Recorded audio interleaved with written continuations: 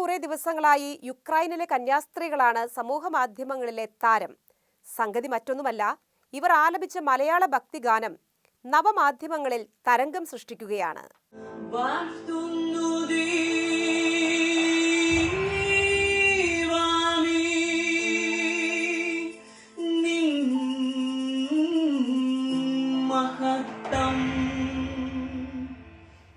ആയിരത്തി 1973 പുറത്തിറങ്ങിയ കാറ്റ് വിതച്ചവൻ എന്ന സിനിമയിലെ നീ എൻ്റെ പ്രാർത്ഥന കേട്ടു എന്ന ഈ ഭക്തിഗാനം പാടുന്നത് യുക്രൈനിലെ sisters of saint Joseph saint Mark എന്ന സന്യാസ സഭയിലെ അംഗങ്ങളാണ്.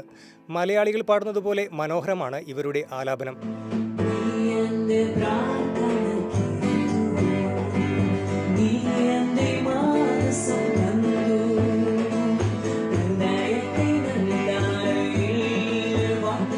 മലയാളികളായ ഏതെങ്കിലും കന്യാസ്ത്രീകളാണോ ഇവരെ പാട്ടു പഠിപ്പിച്ചതെന്നോ വ്യക്തമല്ല.